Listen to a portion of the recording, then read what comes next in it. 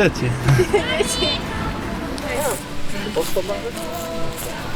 OK. No, zaujímavé. Poviem jednu miernu a jednu nemiernu, ale tú nemiernu tam prosím nedávajte. Tak toto bola chyba, pozrel som sa tam. Mám to teraz vypálené na sietnici. Toho šlofika používame. Tedy, keď ti budem ticho. Áno, presne tak. To je tá chvíľa, kedy si ticho. Neviem. Ja by som neskočil ani teraz, keby som rozmýšľal, keby horelo lietadlo, že či by som vyskočil, si nie. Tak ja niekedy mám počas práce takú slabú chvíľu, že si proste pozriem fotky z nejakého roku, hej. Počkaj, somarina, 60. Skôr je to takéto opustenie, že ja môžem vymyslieť nejakú hovadinu, ktorú viem, že zaručene aspoň 10 ľudí zhejtuje a tým pádom sa v tom opustím.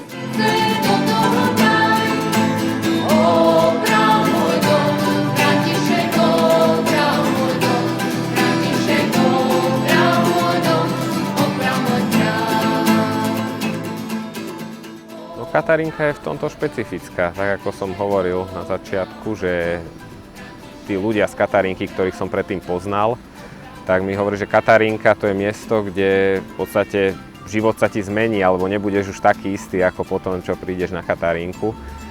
A je to pravda, no, na Katarínke vnímam, že ľudia sa snažia hľadať tie tvoje talenty a rozvíjať ich nejakým spôsobom. A to bol v podstate aj ten môj prípad, že som to vnímal, že tie moje talenty boli rozvíjané a mohol som ich potom použiť pre službu druhým.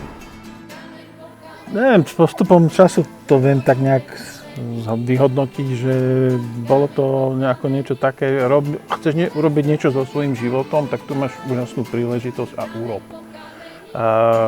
Nespoliehaj sa na iných, nepýtaj si niekde niečo, kde možno to dostaneš, nedostaneš, skús niečo urobiť ty, hej. Nie priamo pre seba, ale pre to, čo sa tu nejak možno črtá, hej. Tak to tak s odstupom času som tak navnímal, že chceš niečo urobiť, urob.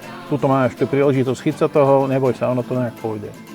Pre mňa bol veľmi významný ten pilier práce. Mne sa neskutočne páčila tá práca a ako keby skôr než to spoločenstvo som mohla nejako objaviť, že na niekým naozaj nadviazať nejaké to hlbšie priateľstvo alebo tak najprv som si zaškárovala tú svoju prvú škáru, takže tá práca prišla taká prvá a to sa mi tiež páčilo, že to bola taká prirodzenosť, že najprv cez tú prácu a cez to fyzické, potom k tomu duchovnému a k tým vzťahom a k tomu budovaniu tých vzťahov a nie len tých múrov. No, si pamätám ten pocit, ak som tu vyšlapal, zhodil som ruksak a úplne som taký krásny pokoj mal z toho, že teraz 2 týždne nemusím nič riešiť a vtedy to vždy bolo také, že po družine som sa snažil čo najdlhšie z toho udržať, že som nič sa nevracal k takým tým svojim zvykom a zlozvykom.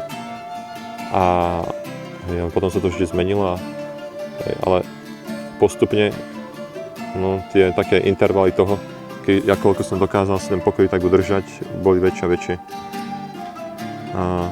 A teraz, už že to tak, že pomaly začína taká Katarínka aj prevládať také tie pokojné nad tým takým horšími obdobiami, kedy zase vlastne nie je až tak nadšený, alebo vôbec, lebo zabíjam čas zbytočnosťami úplne. No. Aj v tej viere mal som nejaké také vychodené chodničky, tak ako svoju predstavu o sebe som mal, že som sa nejako vnímal a potom sa to tu trošku tak nabúralo, ale v takej láske, dobrote a v pokoji. Že si to človek tak rozšíril, tak aj povedzme v tej viere, tým, že som tu stretol aj ľudí neveriacich alebo iným spôsobom veriacich, tak mi to otvorilo ďalšie také ako keby obzory. Aj taká väčšia tolerancia. Ono samozrejme musí to mať svoje hranice, že keď si chceme ako Katarínkári zachovať nejaké to základné smerovanie, tak to treba zachovať, ale myslím si, že to mnohí takto majú, že prídu s nejakou svojou predstavou viery a tu je naozaj 2 týždne intenzívneho času sa rozprávať o veciach, ktoré v bežnom živote, ani v tom študentskom živote bežnom, nie je to už keď človek pracuje, nemá taký intenzívny dlhý čas väčšinou. Jedine, že by išiel niekam na nejaký týždeň niekam. Takže myslím, že tie rozhovory ma tak asi najviac obohatili, posunuli. Mňa teší ten projekt v tom, že mi príde, že každý človek, ktorý sem príde, tak je prijatý taký, aký je. Že sú tu fakt rôzni ľudia, ktorí možno v takom normálnom svete sa môžu zdať divní, ale tu na Katarínke sú proste pre všetkých normálni. Že pre mňa je to ten taký, možno aj ten náboženský význam, že jednoducho všetci sme bratia a sestry, všetci sme si rovní a berieme sa proste taký, aký sme.